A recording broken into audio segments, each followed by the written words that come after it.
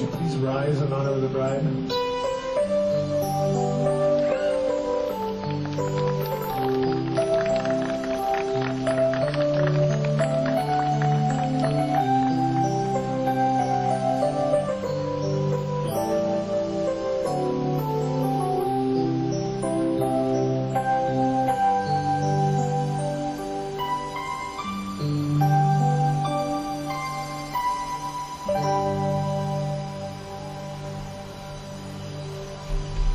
And who's presenting the bride today? I do. Excellent. Dar, would you shake his hand, please, and receive your bride? You all may be seated.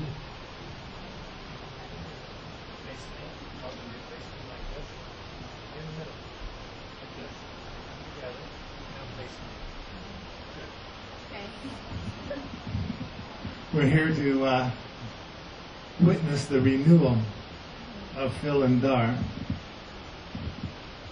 And it seems that during the years, their love and understanding of each other has grown and matured. And now they've decided to renew their vows in a new unit of time. Dar and Phil, you are forming a community of two people, really, and you're doing it by making a closed union that exists only between the two of you. And this union, as I understand, it's been brought about by a sharing in which the love of each of you has been turned exclusively upon the other. Is that correct? Yes. Yes. Well, I bet you've enjoyed the mutual love of a couple that's given you strength beyond what you had as individuals. But sometimes it's not until the renewal, such as this, that an even more secure foundation is formed for one of the closest of relationships that we have in society today. You've been the cornerstone of that foundation, and you'll continue to be. But what changes a little bit today is we're going to ask in a new unit of time that the three great institutions of society, family, government, and religion, will come together in agreement that the two of you are united as one and a single family unit. So even a renewal shouldn't be entered into lightly, but have consideration and purpose. And I see you've brought that with you. May I have those flowers? Oh. Dar, would you hold her hands? Because the covenant you're about to remake is meant to be a beautiful and sacred expression of the love and devotion that you have for each other. So as you say your vows today, I'm going to ask that you do it with sincerity in your heart, but also admiration for each other, because you're recommitting your lives now to an ever-expanding relationship of trust, of mutual support, and of caring love. So Dar, do you take Phil to be your wedded wife, to have and to hold from this day forward in good times and in bad, to love her and to cherish her the remaining days of your lives by pledging now to her your faithfulness? I do. Excellent. And Phil, do you take Dar to be your wedded husband, to have and to hold from this day forward in good times and in bad, to love him and to cherish him the remaining days of your lives by pledging now to him your faithfulness? I do. Excellent. Dar, may have the rings.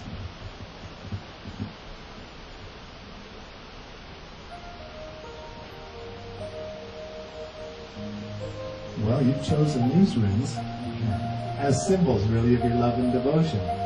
But today they once again become tools which other people can see that you're committed to somebody special and you are married. It looks like they're made out of a metal that's not going to rust, tarnish, corrode, or decay. Well, that's because, of course, they're precious ore. And because they are precious ore, they've already withstood the test of time. And so should your relationship last forever. So Dar, would you place Phil's ring on her ring finger of her left hand? Yeah, that left. Just halfway. So it's gonna be halfway. Now I want you to look her in the eyes. Yeah, go ahead. And repeat after me. This ring I give to you as a token. This ring I give to you as a token of my love and my devotion. of my love and my devotion. I pledge to you I pledge to you all that I am all that I have, and all that I will ever be and all that I will be, as your husband. as a husband. And with this ring, With this ring, I gladly marry you I gladly marry you, and join my life to yours.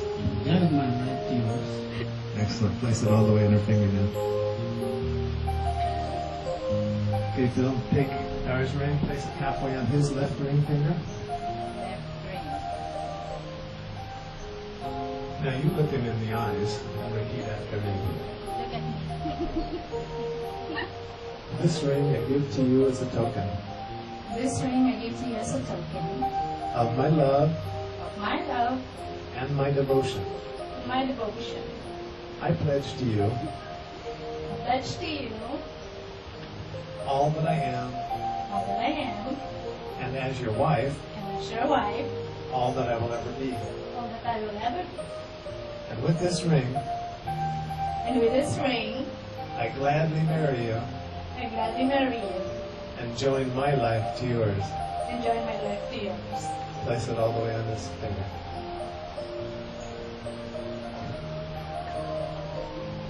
I can see your love is very bright. Your commitment's strong, especially to make it all the way to Las Vegas today. But, Dar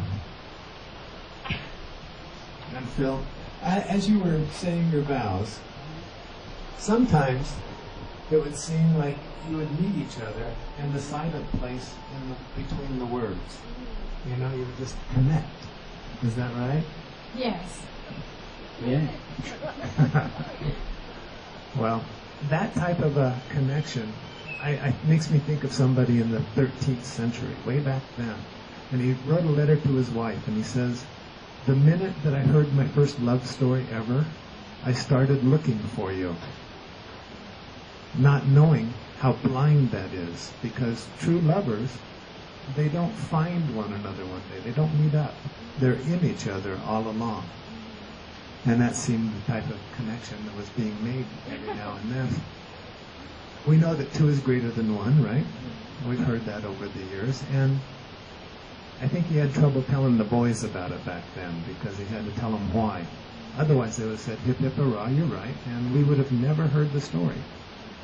But through the ages comes down some three important things for a couple, and that is if one of you falls down, the other one's there to pick you up. If two lie down together, one's going to keep the other one warm. That's the second thing. And the third one is a single person can be defeated, but two can defend themselves.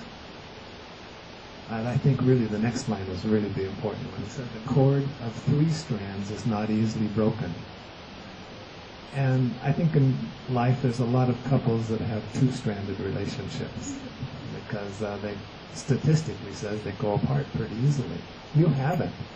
You've had an amazing relationship over the years. And I'm just going to give you, I'm going to try to take that last statement, the cord of three strands is stronger than two, and try to put it, make it practical. And I'm going to ask you, Phil, can you perceive or feel Dar in front of you there?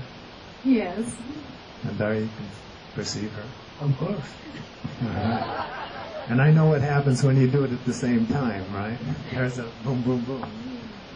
Well, the perception of that feeling, when you perceive each other's presence at the same time, the perception of that could be considered a third strand. And if ever your relationship, and all relationships have their ups and downs, of course, but if your relationship ever gets indiscriminate and not brilliantly clear, I would ask that you guys would sit down and just perceive each other's presence for a moment. Because if you do that, nothing can take you apart. Because at that instant, you are together. And so I'm going to ask that you would develop that so that you can get clear across the room and perceive it, or clear across the city. Because you can go clear across the world and still perceive it. You can. Because in that world, there is no distance. It's all here and now. And of course, it takes you guys being there to do it. So will you develop that even more than you have already? Yes. Well, in that case, by the powers vested in me by the state of Nevada, and also as a minister of the gospel, I pronounce you husband and wife, and you may kiss your bride.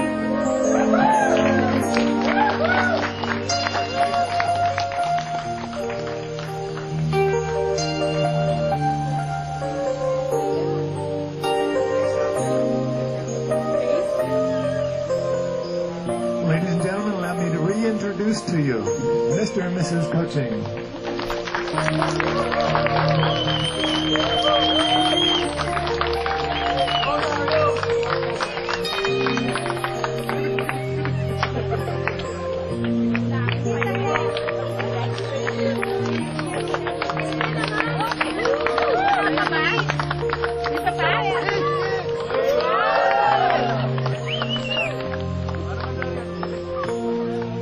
Sabi ko siya, nakabuhol eh.